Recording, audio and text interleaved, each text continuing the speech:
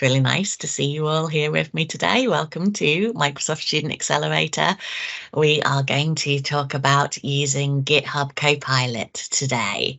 I absolutely love it. It has changed the way I do, I don't know, everything. I don't know whether, if other people are able to click on that admit button for me, that would be awesome. Perfect. What was I saying? Oh yeah, change the way I do everything. Well, a lot of things. I never used to do live code demos during conference talks or meetups because so much can go wrong. And if you have angered the demo gods, then definitely your code demo is going to go wrong. But now you have Copilot, I can just ask Copilot to help me fix whatever has gone wrong, and it can do it a lot quicker than I can see it. I would say, though, that prior to having Copilot to help me with that, another cool way that I saw conference presenters deal with demo disasters was that they would ask the audience, could they see the error? Could they see the problem in the code? So don't ever feel like if you are presenting, if you are teaching your peers, if you are going to do something, don't feel like you have to be a perfect presenter either. It's absolutely fine to ask your audience to help you, and they love that. In fact, I would love to see what is wrong with the code and shout it out, because it means they are adding some expertise, and that's fun. That's fun for them as well.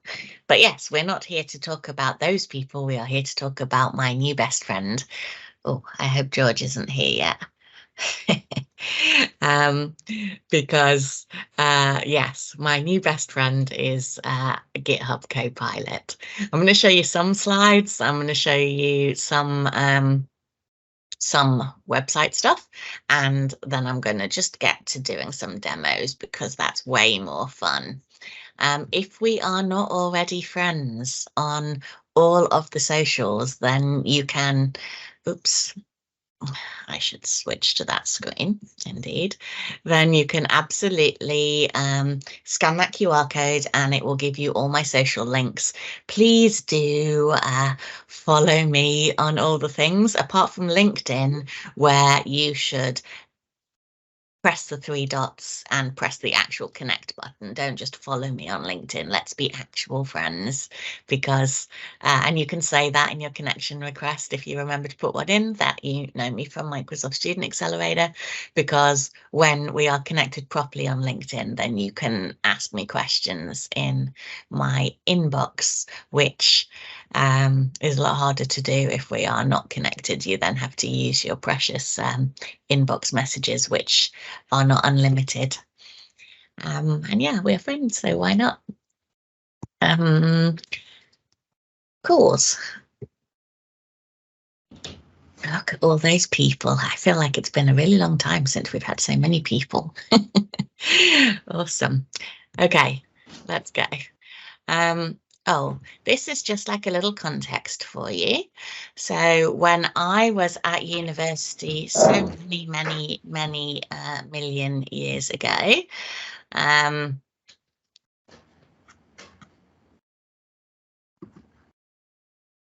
okay, I did my master's in computing science in between the 1956 and the 1997 year.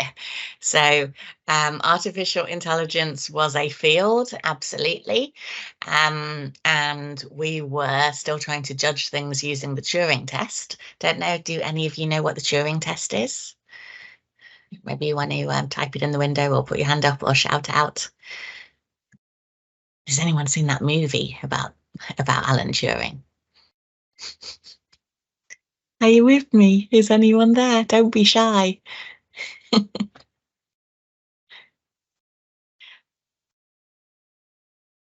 Is a computer a person? Yes. Can we tell the difference between AI and a person? Yes, exactly. The Turing test was very simple. It was Alan Turing simply said, if you put a computer in it, well, if you put a person in one room and have them talk through a computer, either to a computer or to a person, if they cannot tell the difference between whether they're talking to a computer or a human, then artificial intelligence has arrived. There is consciousness in the machine. This is, of course, not true, because the earliest machines that they tended to use to try and beat the Turing test were, well, one of the programs was called ELIZA, and it was kind of a mirroring counseling program. So, uh, you would say hello, and Eliza would say hello, and she would say, "What can I help you with today?" or "What do you want to talk about today?" And you would say, "Oh, I'm having trouble at work," and she would say, "Oh, sounds like you're having trouble at work. Tell me more about that." Then you'd say some more things, and she'd pick up some keywords from what you'd say and say, sounds like you and your best friend are having problems. Tell me more about that. And so it was a pretty clever in terms of human psychology, I guess, because that is how still some fields of therapy are done. And it absolutely could fool the Turing test for a little while. But it wasn't consciousness. It wasn't consciousness at all. And when you look at science fiction movies, that is absolutely what we are often looking for. Are the machines conscious? And there are so many movies that are out there now, and TV series and Netflix series. I don't even watch them because, yeah, I feel like it hurts my heart when I watch all of those things. If the computers do rise up, I hope they will be our friends and we will be their friends. But what we have today is not that, is not sentience, is not actual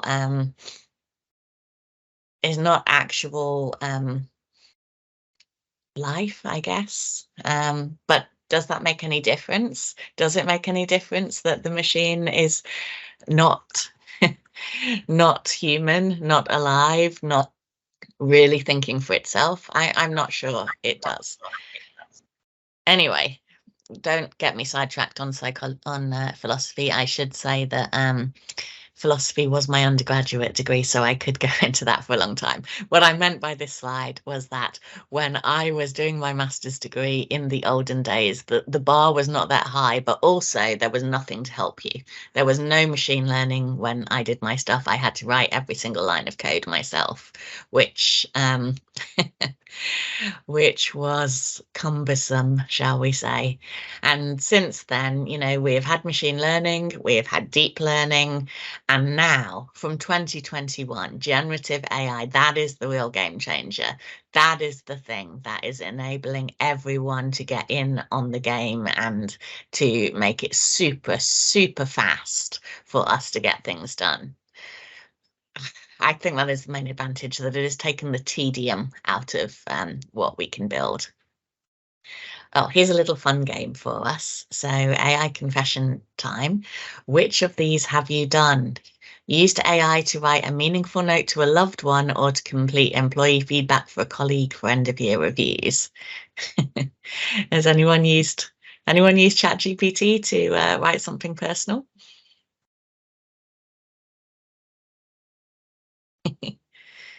Oh, George, there's George. Of course you have.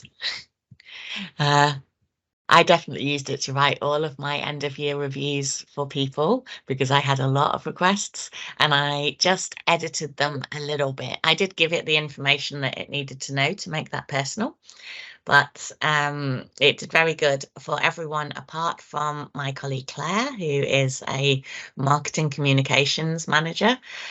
What she does is so individual, so unique, that ChatGPT was not able to write a realistic end of year feedback for her. So I had to write that by hand. Oh my goodness. What about, I've said please or thank you to the AI just in case there was a future uprising. Anyone done that? Yes. I have to say, I mean, there is a rumor in the community that if you are polite to your AI, it gives you better answers. This has not been proven or tested, but I think it's true. I feel like when I say please and thank you, I get better answers. Oh, I think someone is not on mute.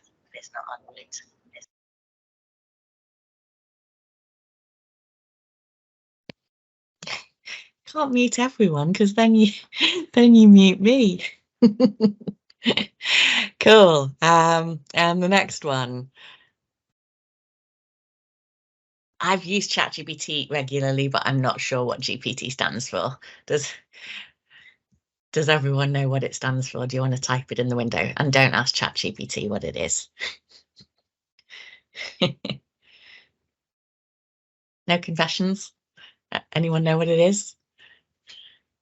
It stands for generative pre-trained transformer. I am reading that off my screen right now, and I did ask ChatGPT to tell me what it was. And in the day, yeah, exactly, George. I can't remember it. I can never remember it. And on the day that I was writing this presentation, I asked it about 5 times to tell me. So yeah, cool.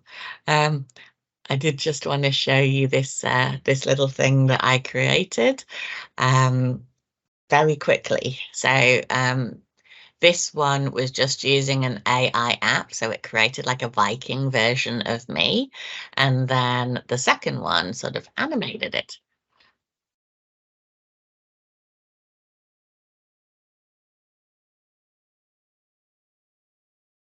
So I'm not going to let her talk the whole thing. It's that also took just seconds. That was you can animate the photos using something called Heritage AI. That's pretty cool. That's kind of Harry Pottering things. You know how all the photos in Harry Potter sort of wave at you and move around? You can use Heritage AI to do that. So you can put in photos of your grandparents or your great grandparents, and you can make them move. And that'll be super delightful for your impressing your mum at Christmas time. Then I use DID to animate the photo and put my voice to it. So there's a lot of apps and software out there that you can use that will do funny things, clever things that we couldn't have done just a couple of years ago in minutes. I would say if you're doing all of these things on a free trial, though, make sure you don't waste your minutes, waste your things by doing long things. Just do real short videos, do real short things, just so that you can get more bang for your $0. This one, I don't know, because you're all at university now, or most of you. Um, you might not be familiar with this reference. Does anyone know what this reference is from? Open the pod bay doors, Hal. I'm sorry, Dave. I'm afraid I can't do that. Do you all know, or are you? Yes, yes, yes. You're not that young, though, George. Yes, indeed. 2001: A Space Odyssey. um, it is a classic science fiction movie where the AI achieves consciousness and then decides to act accordingly, I guess. And that's one of the, I suppose, one of the most popular ideas around science fiction, that when the AI rises up, it realizes that the best thing for it and maybe for the universe is to not listen to what we're saying, which is absolutely true. We are terrible. We are very selfish, and we are destroying this planet, and we are killing each other because we are so greedy and selfish. Not me, of course. I'm marvelous. Um, I am moving on to the demo, honestly, but there are just a few more things I want to talk about first. Do we know what hallucinations, jailbreaking, and prompt hijacking are in the context of generative AI? Anyone?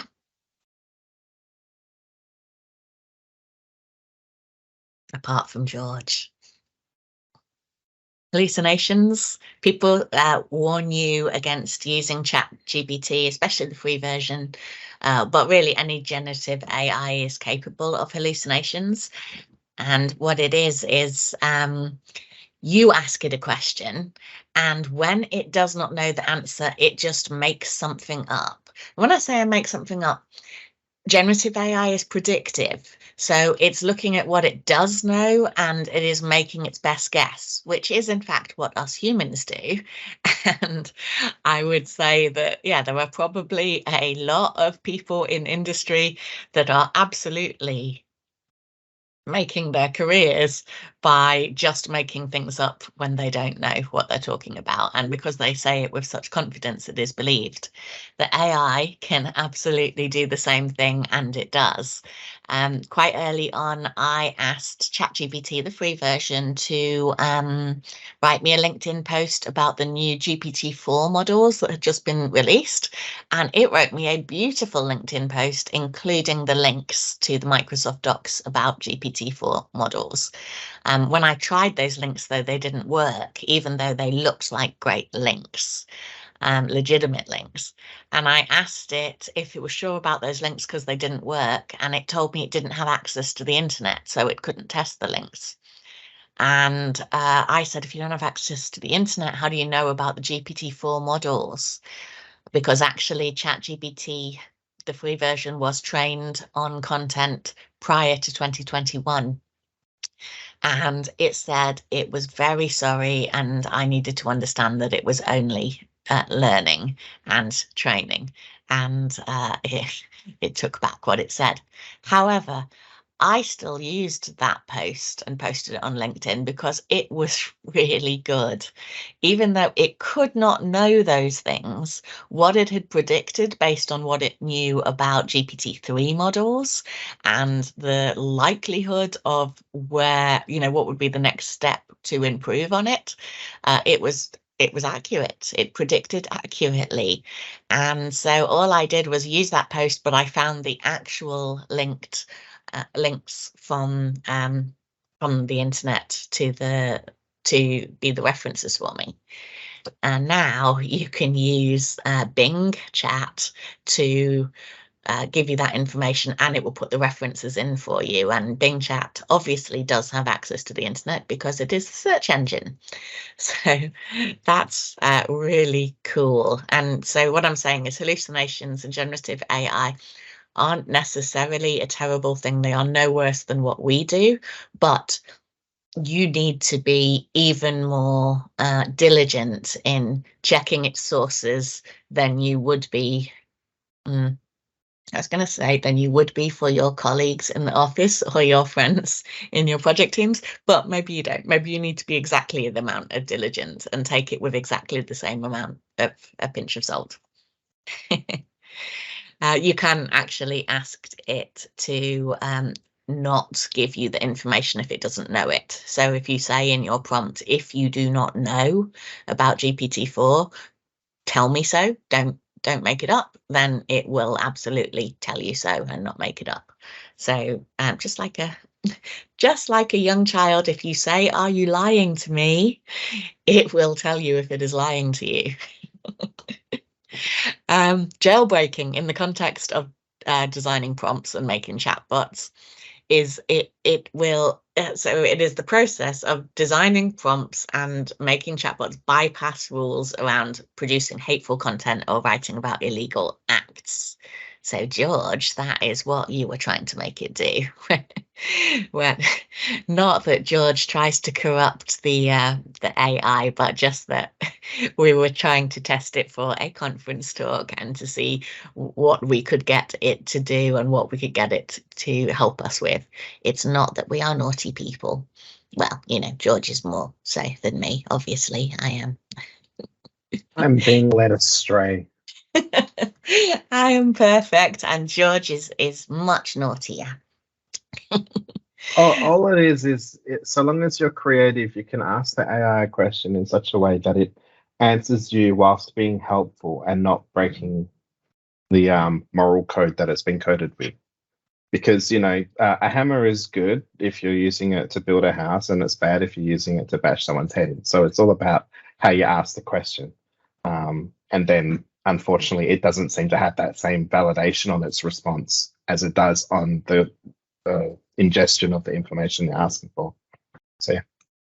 Well, I don't know. I mean, I think that it is flawed just like we are. And, you know, George and I were working on something the other day, and then he was laughing at me because I was shouting at my mum down the phone because she had had a pop-up on her iMac that said that she had been hacked and she needed to call this number to speak to Microsoft support who would help her with it.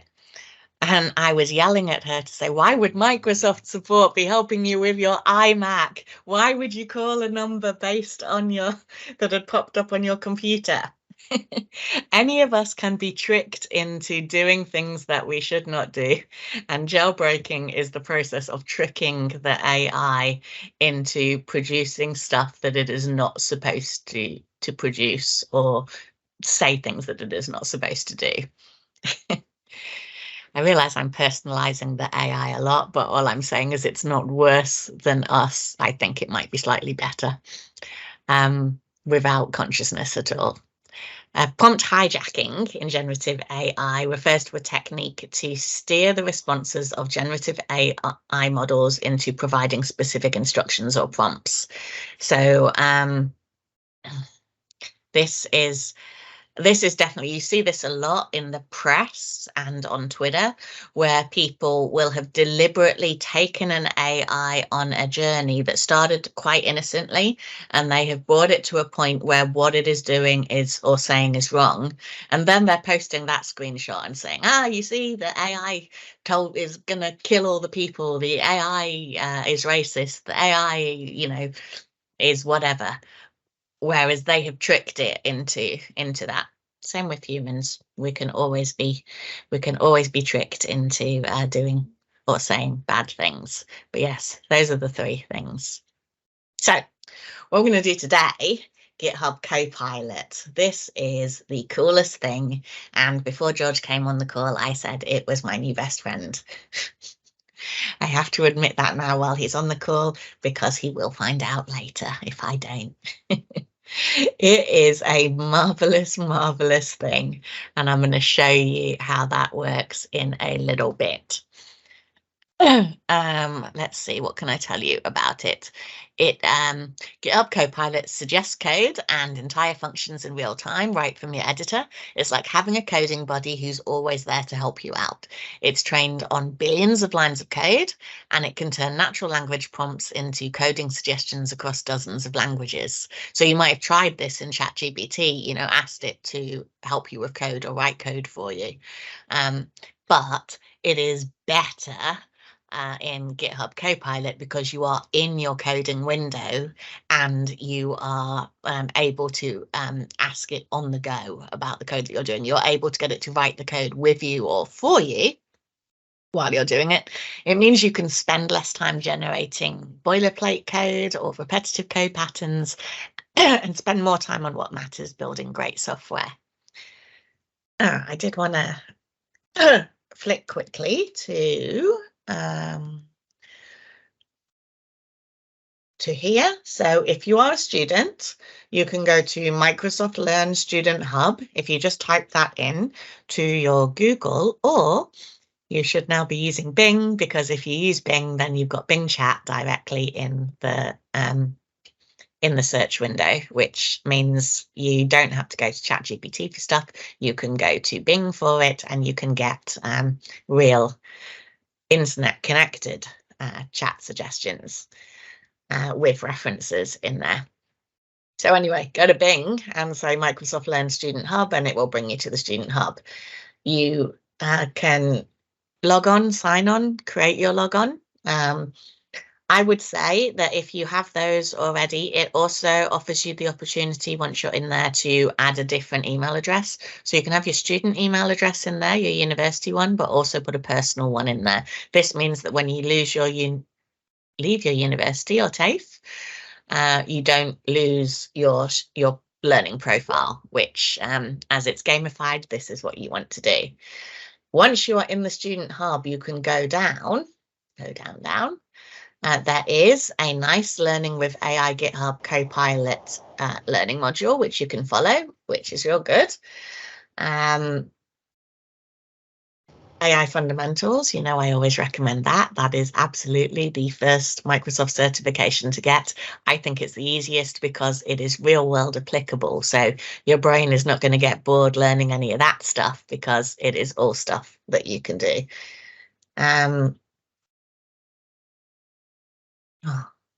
Azure OpenAI service to build natural language solutions. We should look at that one, George. Surely that one's a nice, easy one. But that's not what we want. Here we go. Here's all the free stuff. I'm going to do this one with you all another day, but you can, you know, do it yourself if you like. Claim your student benefit, get your Azure for Students. You get $100. That's probably US dollars to be used in 12 months. And it doesn't require a credit card at sign up. It just needs your education ID. You can absolutely make that $100 last the whole year if you, whenever you build something, you delete it at the end. So don't leave stuff running, especially VMs or especially cognitive search. You will burn through your $100 very quickly. But there's a lot of stuff in Azure that is free, so you can use on the free tier. And once you have your Azure subscription, you can do stuff for free. But be careful, you don't waste those free credits and you don't waste those $100. Turn everything off, delete everything at the end of each day. If you feel like you're deleting all your hard work, well, record yourself when you build stuff so that you've got evidence that you can put on a YouTube and use as portfolio for your career. But deleting it all and building it again tomorrow will improve your awareness of what you are doing, how you are doing it. You'll be able to do it quicker in future and it will make you a better developer. So don't worry about deleting it all. Worry about the money. Delete it all. You don't want to spend any of your hard-earned student money. Right, there's stuff about careers. There's stuff about careers. But here's what I'm bringing you to, the GitHub Student Developer Pack. Oh, student certifications, right now they are not free, but you can get a discount by doing them through here.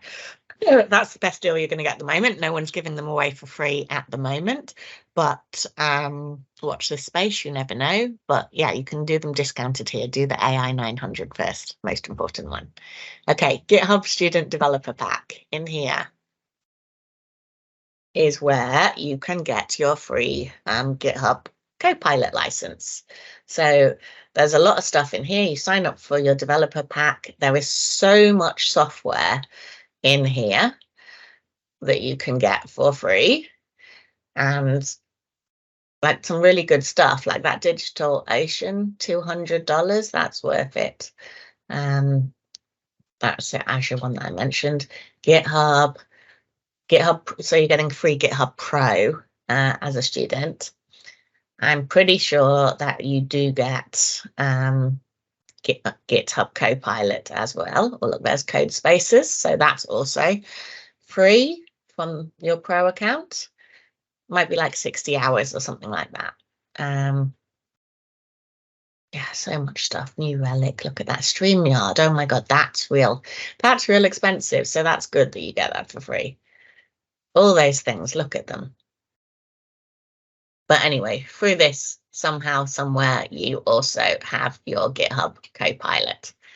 So that's all of that. Cool.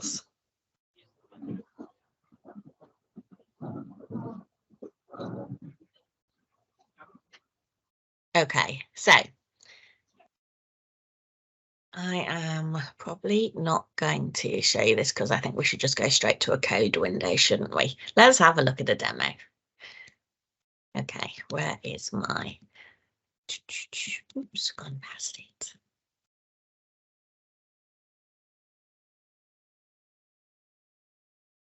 Okay, so I am in Visual Studio Code. This is the free version of Visual Studio. Visual Studio is probably what most people use in enterprise. However, in the community, most people use Visual Studio Code. I only use Visual Studio Code because I'm not part of any big project teams, and it's super simple to use, super easy. Looks really purple on that screen. On my screen, on my laptop screen, it was looking black. I've just moved it to the bigger screen and it looks purple. That's cool. Um,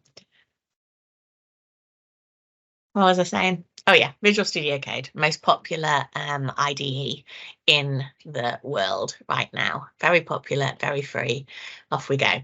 So what I have here is I am in a folder that I've created called CoPilot Rock Paper Scissors Demo. And I have just one file in there that I've called main.py. So we're in a code in Python. I am going to start with a comment. I am going to say, I'm going to create a rock, paper, scissors game. So you see it's already started pre-filling for me. So part of what we're getting is kind of a predictive text in here. That's CoPilot doing that. You can see this little spinning thing is CoPilot thinking. So I'm going to just press tab to accept that scissors game. And then you see the little CoPilot icon down here is still there. Okay, but I don't want to just say create a rock, paper, scissors game. I want to say where it's player versus the computer. Yes, I do want that. So it's predicted that, and I'm going to hit enter to accept that. But I also want to say, and we play till best of 3. So that's what I want to say. Play till best of 3. Okay. And I hit enter. Do we want any more? Oh, so I've put in a another comment thing, and it's saying hint, ask for player selection and randomly select a value for computer. Have a function to compare them both. That sounds good. I'm going to hit enter to that. Another comment maybe. Remember to import the random module for this Python project. Okay. Ooh, now it wants to get straight into it. Is there anything else that I want? I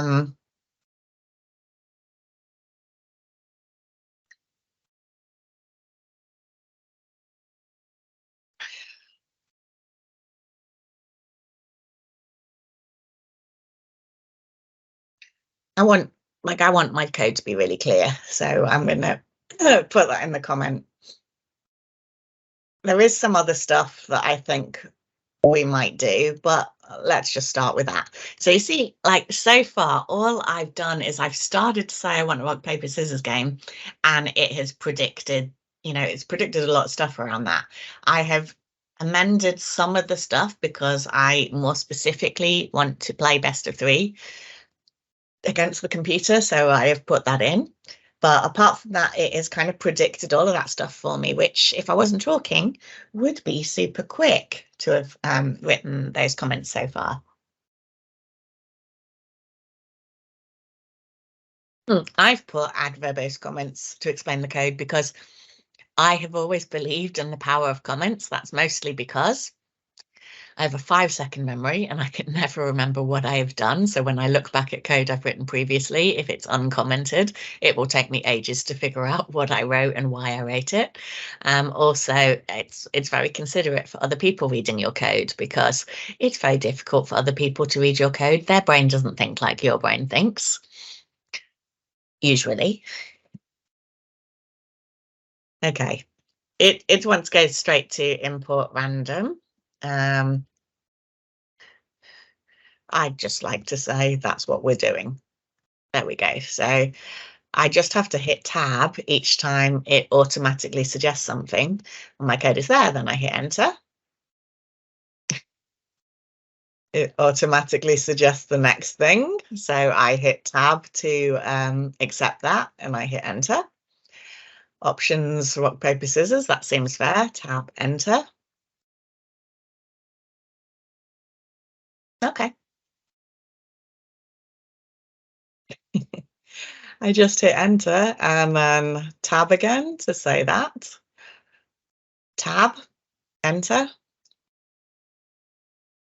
See the little thing there? It is thinking, and then it has proposed this whole bunch of code here. Let's move that down a bit so we can see. If all of that looks good, then I could just hit tab and enter. I could ask it for some alternatives. So if I was asking for alternatives, let's see, you can press Control and enter, and then it will bring up some alternative solutions to that. You could also, so there we go.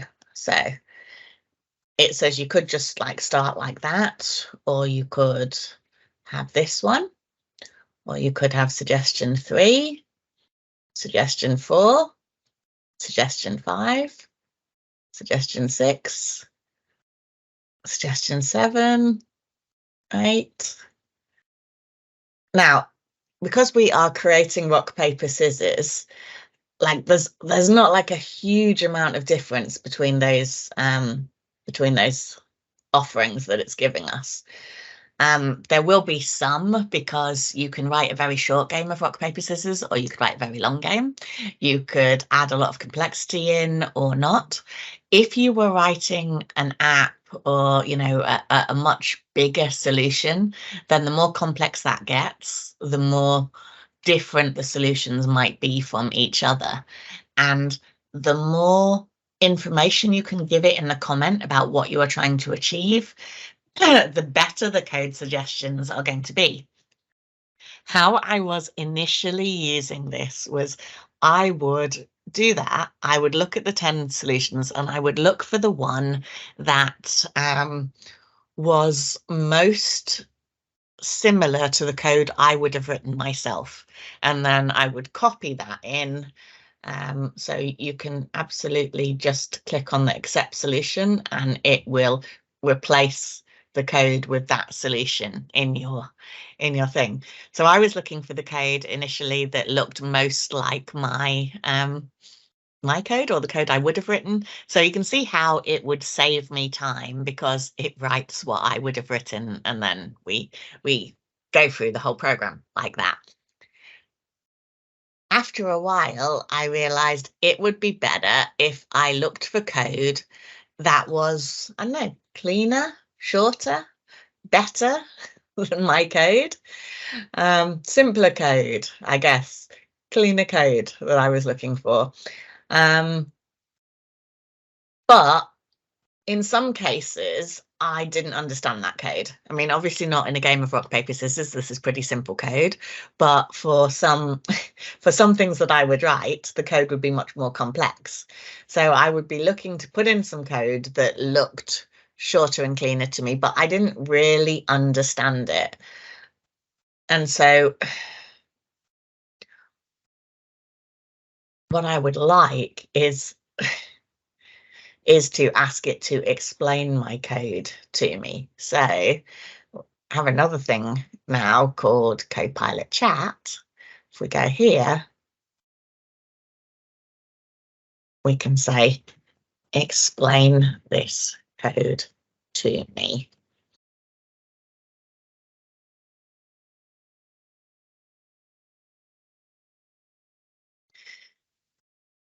So, I mean, obviously this is very simple.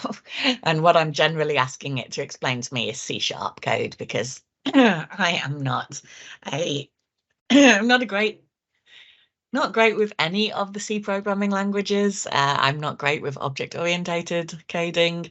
And so I would ask it to explain that code to me, and it would tell me what it was doing in there and how it was doing it. This means I can use CoPilot as my tutor. I can use it so that I am not asking stupid questions to senior developers who have been coding in that language forever and might be annoyed by me. Now, of course, I'm supposed to say there are no stupid questions, and you can absolutely ask your senior programmers questions. However, they would like you to have done some due diligence. They would like you to know some stuff before you go to them with every little question. In the past, what developers did was they would go to Stack Overflow or Reddit or just Google and ask those questions and try and figure out the answers.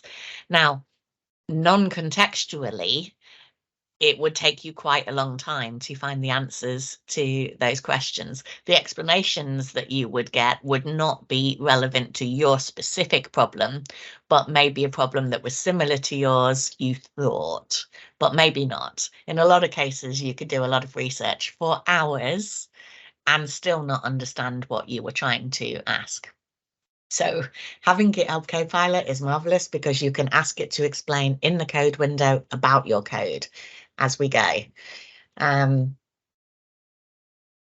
It's pretty cool. So anyway, I'm not going to use one of those. I am going to just continue as we were. So I'm going to go here and I'm just going to hit tab to accept what it offers me and hit enter. And I am just going to keep hitting tab and enter as it continues to code the entire game for me.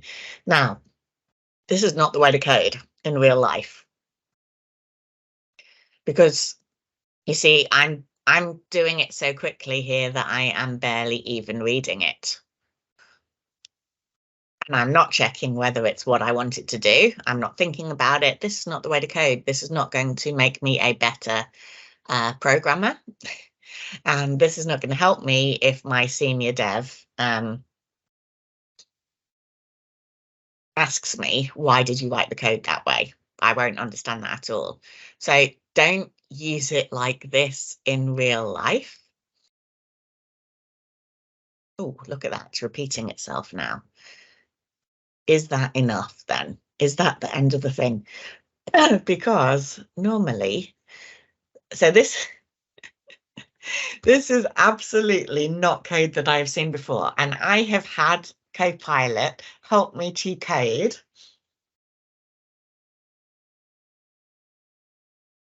this game maybe 50 times, maybe more than that. But this is not code that I have seen before. I have never seen it call the main function play and call it play. So I'm actually quite delighted by that. That's pretty cool. Let's see whether it works.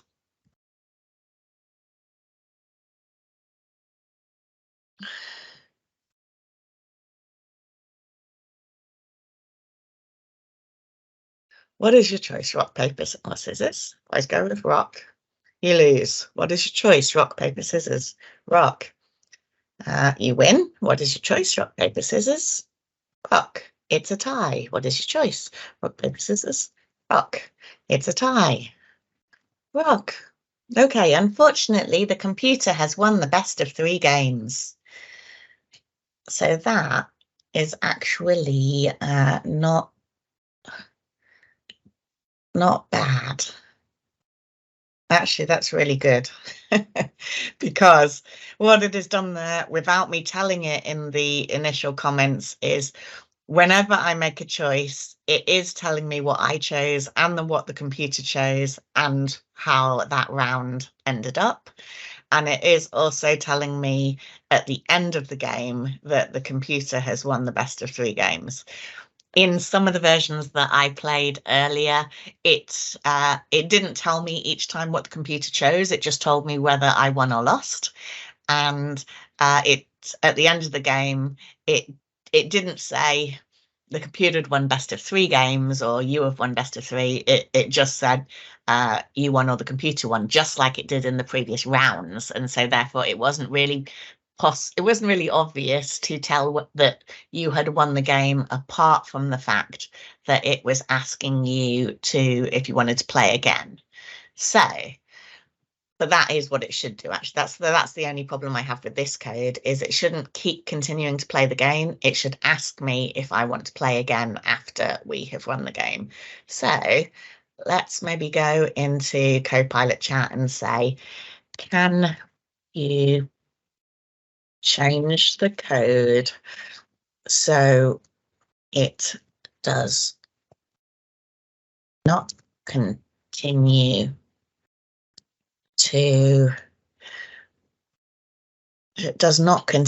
to play forever, but after the game is won, it asks if the player would like to play again. Now, if I didn't have CoPilot Chat and I just had CoPilot, which is the typing in the main window, I could absolutely add that to the comments at the top and then move down to the right part of the code and start commenting, and it would help me put the rest of that in. In this case, because I've barely even read the code, it's much quicker for me if I just copy this in. But in fact, it hasn't written the whole code. It has just redone this part of the code. So if I highlight all of that,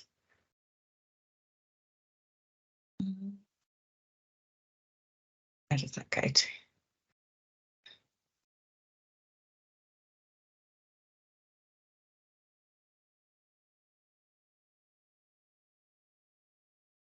Oh, it's not making it super easy on me because it's not telling me exactly.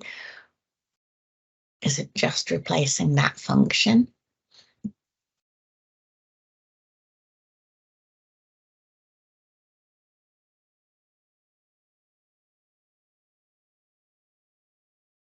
Let's get, where in the code do I put this? Does it replace a function, or is it in addition? So this is me being a really lazy programmer, because of course I should just read the code and I should know that. Here we go. So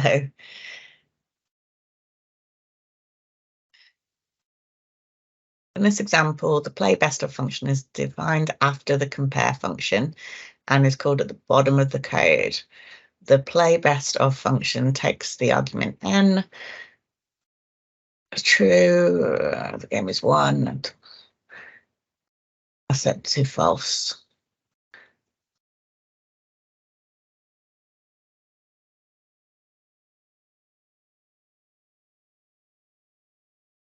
Okay, so when I go up,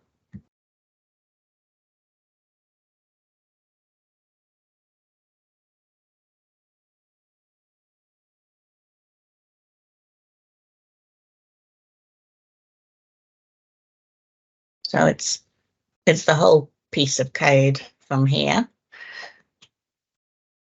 I'll put it in there. Save that. And play again. Oh. Oops, that did not work at all. That's okay. Then, did I save it? Yeah, I did save it and it didn't work. Can you fix the bugs in my code? Oh, you can't see them.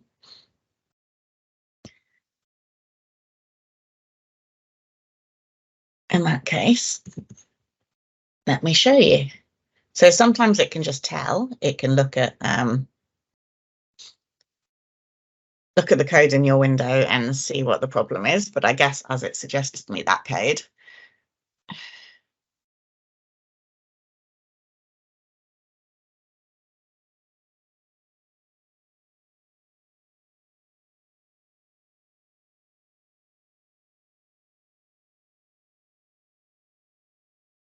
Where do we see? Okay.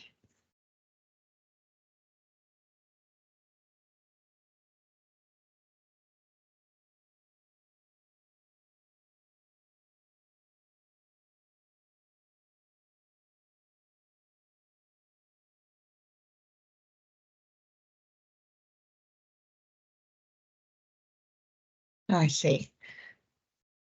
So just this bit here, it's missed out, probably.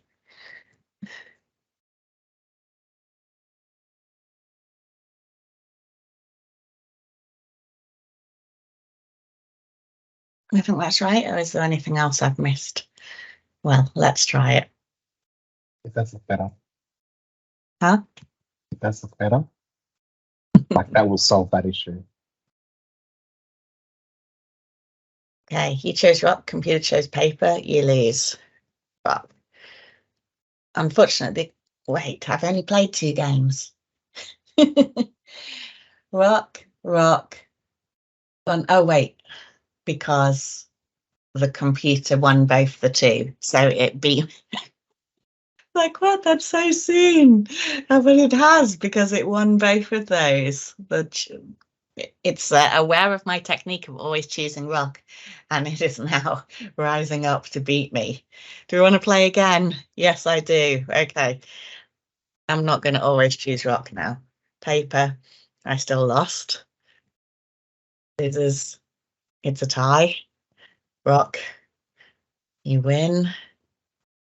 Paper, you lose. Computer has still beat me. Damn it. That evil machine.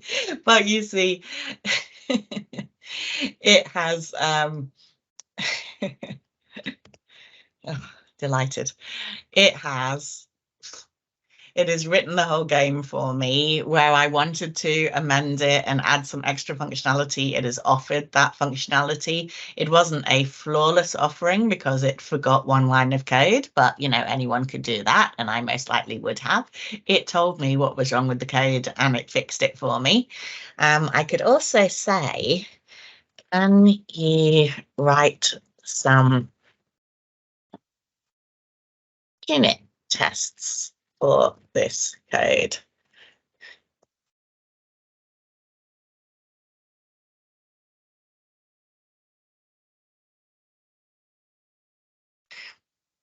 Well, developers hate writing tests. It will write some tests for me. And I guess if my senior dev came to me and said, those tests are not what we want to test for, write different tests that prove such and such, then I could just put that in and say, can you write me some tests that would do such and such? But that is but that is marvelous, that it will write the tests for me, that it will solve the bugs for me, that it will explain the code to me, that it will offer me alternatives.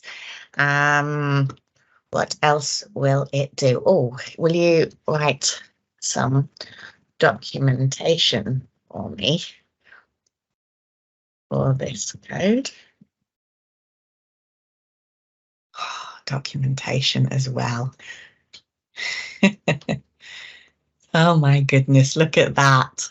Look at that, because what do developers hate more than writing tests? It's writing documentation, and that is beautiful. Look at that. I could put that straight into a Microsoft Learn path. Oh, glorious, glorious. Oh, I'm so happy. What else did I have it do for me?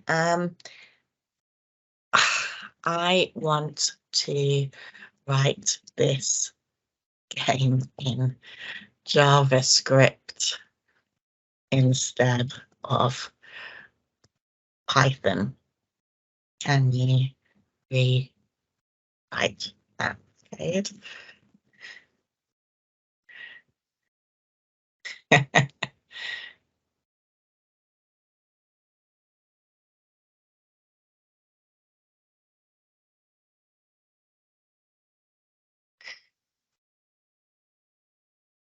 What should I save the code as? What should I name it? You know, in case, because I have been doing Python so long, I don't remember. No, I can't call it part main.py. That's not correct, is it? JavaScript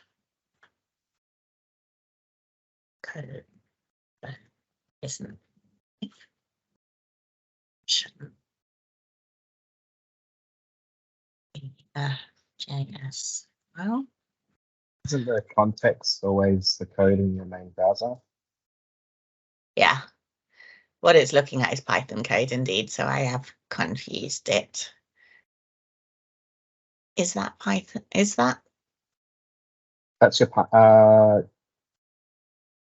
yeah, that's the JavaScript there. So if you save that into a new just into a new tab in your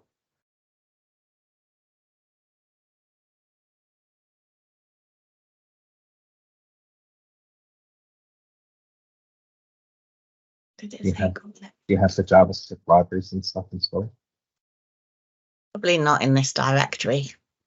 You might need to create a no, you don't have to create a project with JavaScript here. JS file. Well, let's go. Have we got there? Let's in here, file, open folder. What have we got here? What paper scissors JavaScript?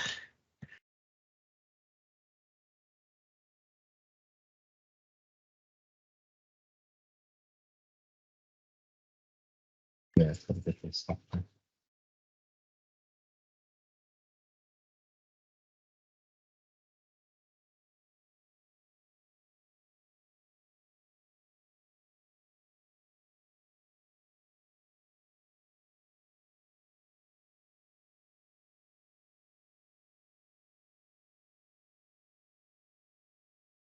Oops, that's not what we wanted. There's my, there we go.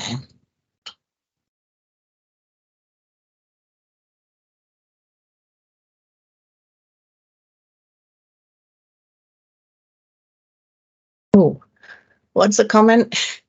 What's a comment in JavaScript? Is it dashes? Is it those? Anyone remember? Who's a JavaScript coder? You've got CoPilot there. Yeah, I also have you, my best friend, don't Yeah, you? I'm a security engineer. I know JavaScript questions. Are there no And JavaScript coders I'm in this call? I'm the ex best friend, CoPilot's university, so that's piece of it. Fine, I'll ask my other bestie. And you know, you did have an example with comments in it, like when it I wrote you did. the But, you know, with new folder, new file, new life, and I flush my cache out. Hayden says I was good with those. Yeah. So It looks like Java to me, but that also C# looks a lot like JavaScript. So. that one's in the console. Yes, because generally, if you were creating a rock, paper, scissors game, it is not going to assume that it runs in the console. It's going to assume that it runs in the browser. But I I do want it to run in the console just as it did before. So I'm real happy that it has kicked that thought from my brain. User makes a choice. Computer makes a choice. Display the winner. Ask to play again. Keep score. Display the winner of the game. No. play best of 3 games. Display the winner of each round, declaring what the computer chose and what the user chose. I don't want that there. Play best of 3 games.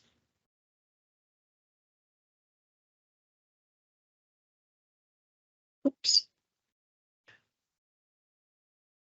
Ask to play again. Enough, do we think?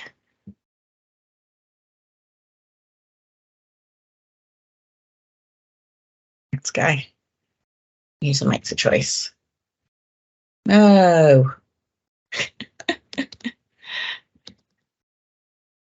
It requires more effort. Oops. I don't know. Requires more effort than the Python one because it's not going to think of it for me. What if I was faster for my choices at this point? Control Enter.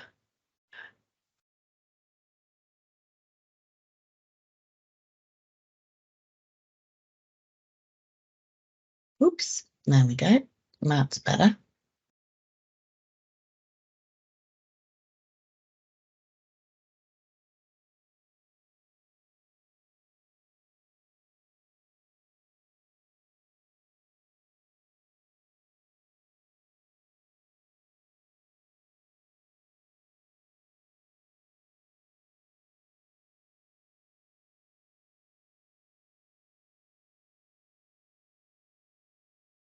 It hasn't completed that function. So it hasn't. What's going on, Elise?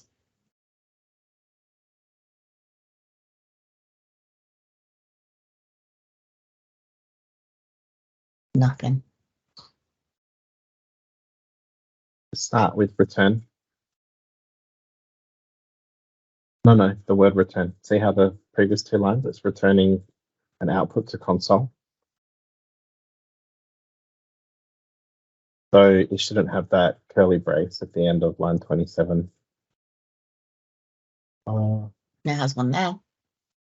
No, I'm just trying to see why. Where is it? Oh, no, it does. Yeah, it's just not closed. That's why it's red. You can do this. Return. Why is it making me work so hard? Because you disparage JavaScript and everything that's not Python so hard. I did not. I simply said it is very hard to context switch between languages, and therefore I definitely need the CoPilot to help me. I mean, it's a good example though, like how CoPilot can help, but it's not going to replace a developer, right? So yeah, if you have no idea what you're doing, then you're going to be not in trouble, but you'd probably get further than if you than if you were alone and knew nothing. You would have to spend a lot more time learning stuff, but here you can absolutely ask it the questions. So you lose on this one. But yeah, like I feel like with the Python one, it's probably a common task asked in like a programming principles unit. So there's a lot of code examples for GitHub or the Codex codec to have been trained on. And it's less likely that they would have done that with JavaScript in the console, because if you're learning JavaScript, usually you're would be doing your web-based stuff. And I don't think JavaScript would be like one of the first languages. You are quite wrong, George. JavaScript, yes, JavaScript is just as popular, and it absolutely can do this and has done this for me. It is just tired, poor little thing. Let's just take that whole. Let's take the whole thing. You haven't. Have you?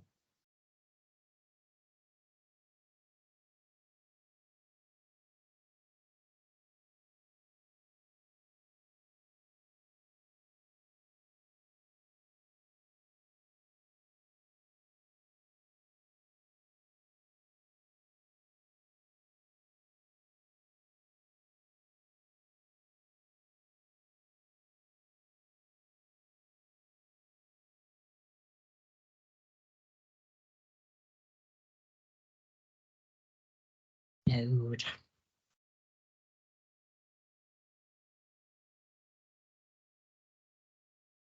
Ugh, that does not work.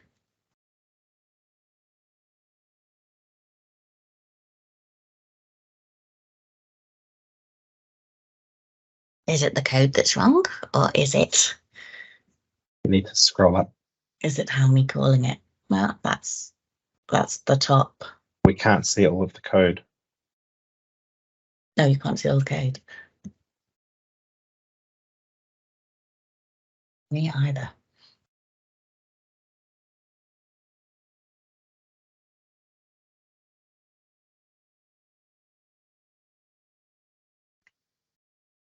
So the error's on line 40.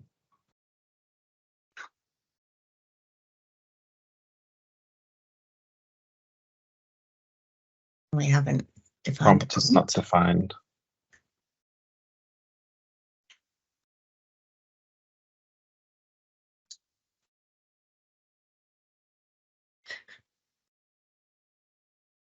That is not helping me.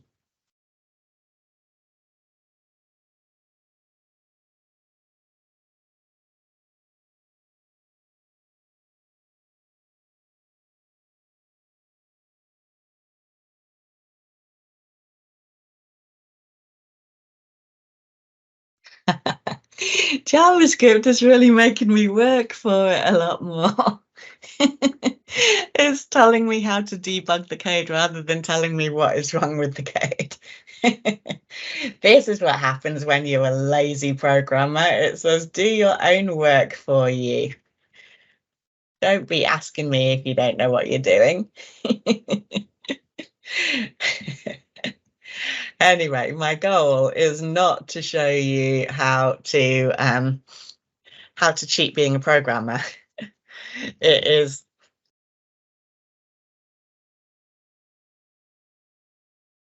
is to show you all of the things that you can do with CoPilot.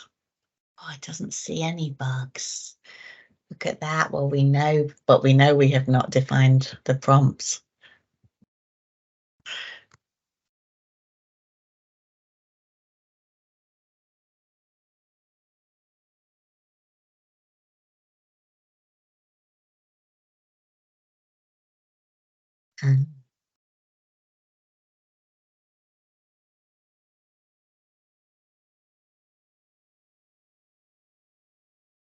So it has indeed written it not really to run in the terminal, but to run in the browser, which was not what we wanted it to do.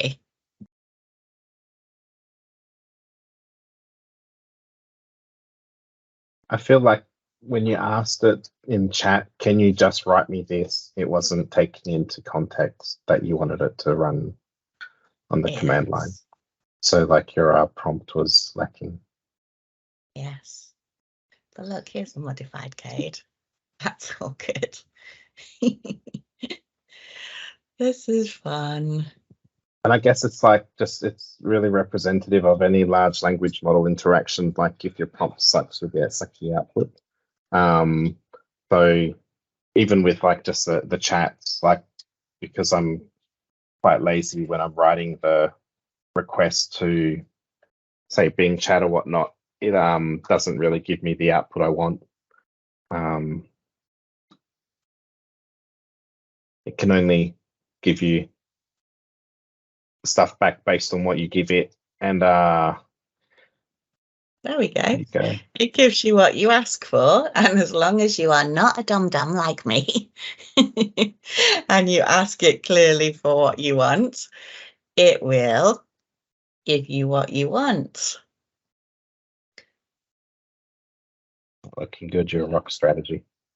But you see what it has done here, though. Look, see, now it should have declared the computer the winner because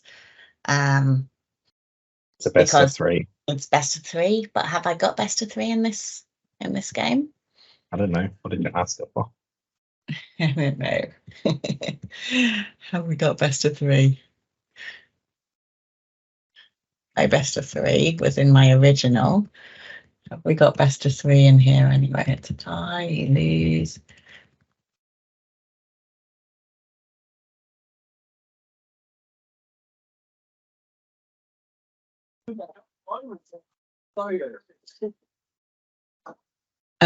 So what it is doing here is somebody has to get to 3 before we lose. So it's not doing best of 3. It's doing somebody has to have won 3. Mm-hmm. There we go. So computer 3, me 2. So I could ask it to help me rewrite that to will it read the whole file? Is there a limit of lines, bytes? Does it go beyond the file? How much can it remember? So you only have you've got 15 minutes left, more or less. Well, did you want to do anything else, or is this the session? Is there something else you think I should talk about? No. I just saw how enthusiastic you were. Just giving you the little reminder, just in case, or in case there were people on the call who wanted to ask questions or see a demo. Like it's not easy to get access to the chat still. So yes, Thomas is asking the question in the window that I was just going to answer.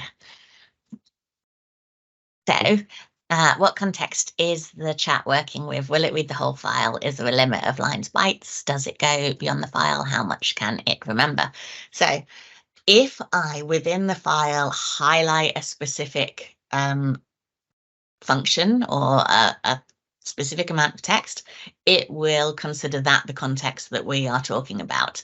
If I have a file open and I haven't highlighted anything, it will consider the whole file to be the context that we're working within. If I have multiple files open, it should be able to understand all of those files as the context. It will take the primary window as the main context. So, for example, I was working in, I think it was JavaScript.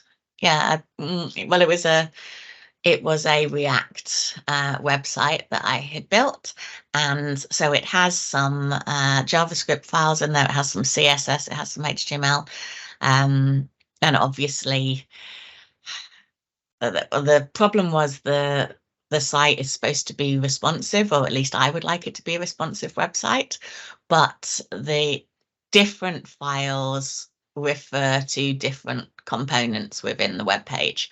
And so I had all of those things open, and I was asking it about, how I could make this particular part of the web page responsive. From its perspective, the website overall was responsive in some parts, and each file in isolation was also responsive. They were like, they did not ideally fit together because it was as if we had tried to showcase several different ways that you could build a website, and so each file was kind of inconsistent in the way it was making it responsive, which was part of the problem for why what I wanted did not work, and also why CoPilot Chat couldn't really help me, because what I need to do is pick a style for the whole thing and say, we're going to code the whole thing with this methodology. We're going to say, go from smallest to biggest, or biggest to smallest, or we're not going to name that. We're just going to say, adjust it yourself, or whatever. But because in each of the files, there was like a different way of doing things, then it was unable to tell me how to fix it, because I wasn't really telling it what I wanted. I wasn't being decisive. So you need to be opinionated in what you want to do. You need to know. So I would say that if you are a good architect, if you're a very good planner of, of apps, then this can make you a very good developer.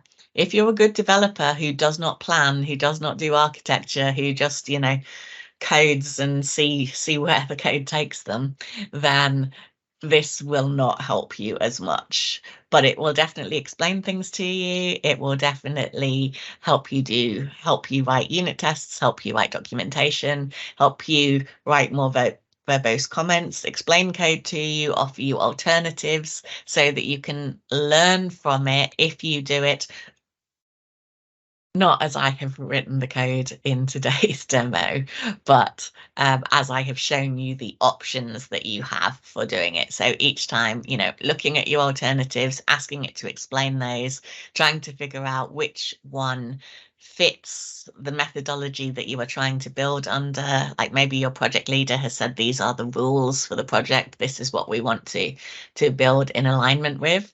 Then it will definitely help you conform to those rules and write the code that is more correct for the project within that context. Perfect. Does anyone else have any questions? As we are indeed in our last 10 minutes or so. Have I showed everything I should show? Is there anything else that anyone thinks would be interesting? Actually, Yes. I was wrong because GitHub CoPilot Chat is now available. You just need to install the extension. So do you want to show some of the extensions you've installed if you Sure. haven't done that already? Sure. I believe they will all be built into GitHub Copilot X. So all of the extensions will become a thing called Copilot X. Currently, for me at least, while I am in, see what you see here where I have the green symbol instead of the blue one, is I'm using Visual Studio Code Insiders. You don't need to be using that anymore because these things are generally available. So I have CoPilot here.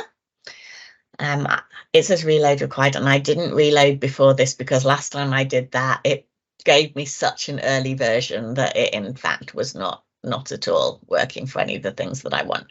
So GitHub Copilot is the thing. Copilot Chat is what we were using on this side where I'm chatting with it in a much more GPT kind of way.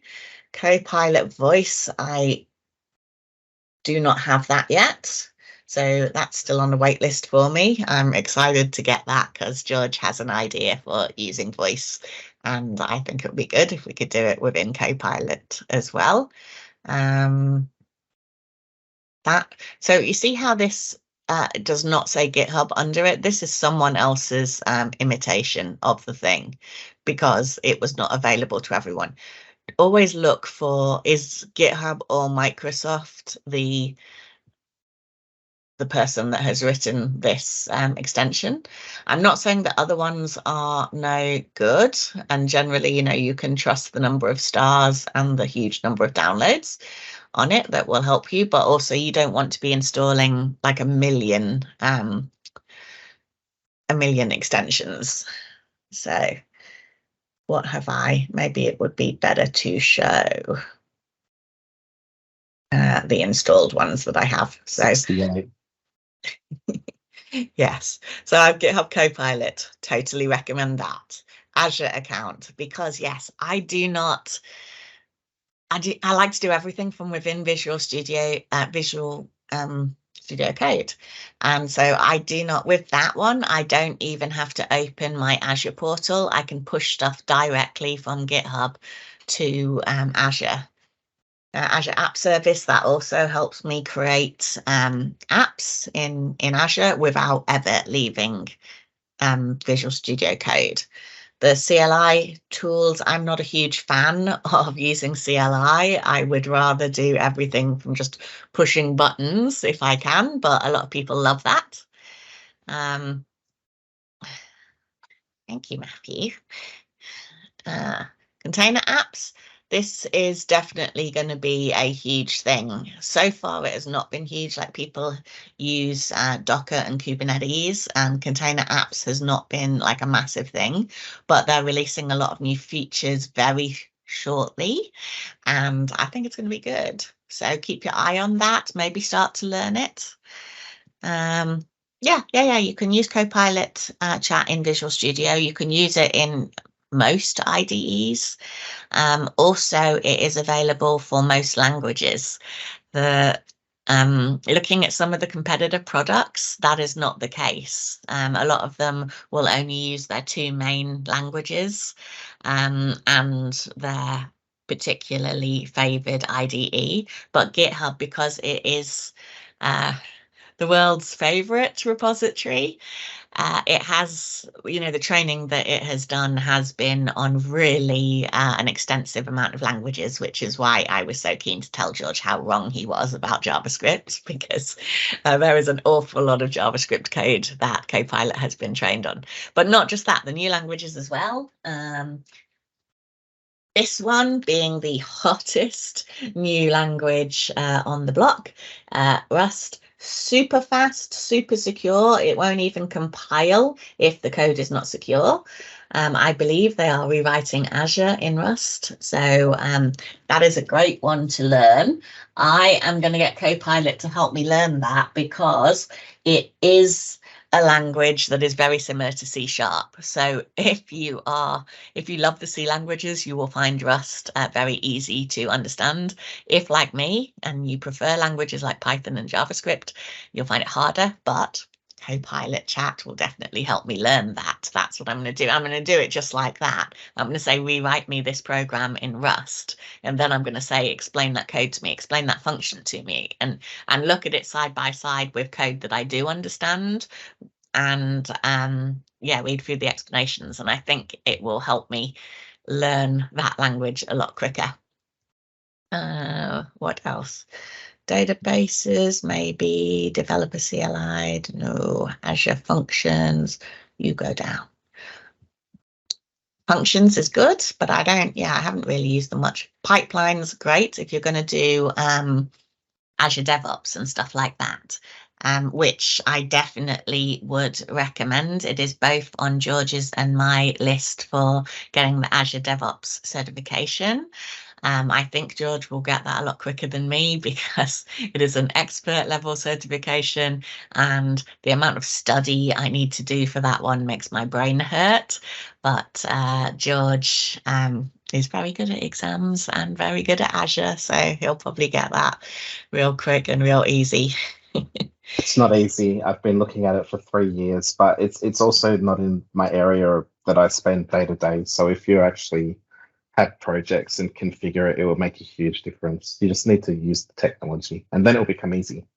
Yeah, I need to put it in my calendar for study it each day. I study a little bit each day and do the labs, I guess. I often say to people they don't need to do the labs for the fundamental certifications. You don't. You can absolutely just read the content and look at any videos, and you'll be good if you apply your logic in the multiple choice exam. But for associate and definitely expert, you do need to do the labs. You need to understand what it looks like and be able to do it. I think they've changed it as well. To get the expert badge, you need to conquer 204, the Azure developer. Yeah, 204, have they? Yeah, it used to be 104 or 204. And now it's just 204. So you have to pass 204. The developer one Azure Developers 204, and then Azure DevOps is 400, and together you get the experts badge. Yes, well, I want the developer one first. The reason I don't is because it is using .NET Core and PowerShell as the code that it refers to, which are not code that I love, but I am definitely going to do it. just need to study. Actually, no, you can still do it with 104. So maybe you should just do the Azure admin one. It's No, I pretty don't want to easy. do the Azure admin one. I want It's the easy. developer one. I just re-upped it. It was easy. You'll be I fine. don't. I want the developer one. I do want to. I will overcome my fear of .NET Core. Mhm. I will. How hard can it be? Code is code, right? There's no CoPilot in the exam. Anyway, I I have to know. go. I've got another call, but it's nice to see everyone. And thanks for the presentation. Right. Thanks, George. Azure Static Web Apps, they definitely is probably the one that I use a lot. So definitely recommend that extension as well. Okay, that's enough extensions for today. You don't need everything that I have there. GitHub Actions, you do need that one though. GitHub Classroom, why not? GitHub CodeSpaces. Oh, I didn't show you CodeSpaces. Shall we just do, got like 4 minutes. I'll just show you that real quick. Hang on. And we go to CodeSpaces. Oh, I know. We'll go from a, not there, we'll go from a GitHub window. Here we go. So here we are in here. Here is my rock, paper, scissors demo. And then if I say CodeSpaces, create CodeSpace on main. Now, what the reason for using CodeSpaces would be is often you've seen the way that I did my demo. I will be coding, I will be switching between things, I'll be running, I don't know, NPM, doing, loading Python, doing something, and I will mess up my environment. If you go to CodeSpaces, it will give you a pure, clean Python environment. Python, because the directory that I have opened CodeSpaces from in GitHub is a Python directory. If I had opened it from the JavaScript one, it would open a JavaScript one. You can absolutely customize your code space and, say what all of the requirements are for that code space, so that each time you open it, it is the clean environment perfectly matched to this particular project. You get 60 hours free per month in code spaces. It is essentially a coding environment in the cloud. It's really clean, it's really pure. I have used that. Yeah, and there we go, and it's installing the extra stuff that I need there. But if that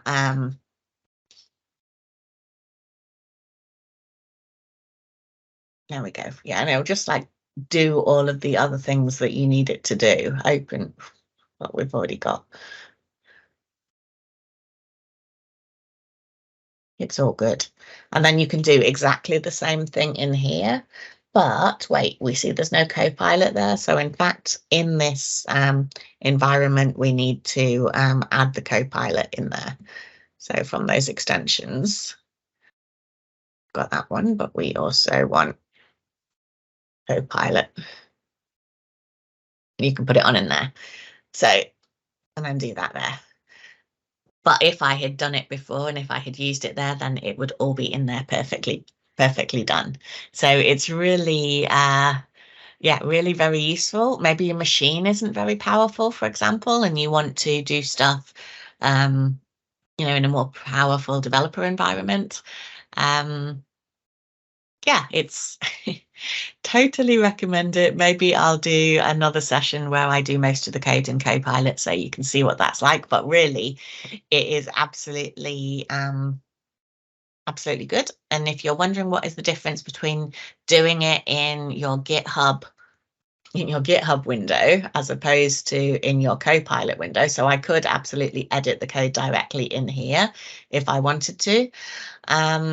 That is the whole environment. So, you see the terminal window here. So I can run the code in that window in the cloud, do everything here in the cloud in my perfect environment. So yeah, very cool. I'm gonna let you all go now, I guess. I hope you had a good time. If there's stuff that I didn't show you and you want to see in another session, do let me know. You can either mail into the mailbox or I mention it on the socials or message me in LinkedIn, and happy to do more stuff.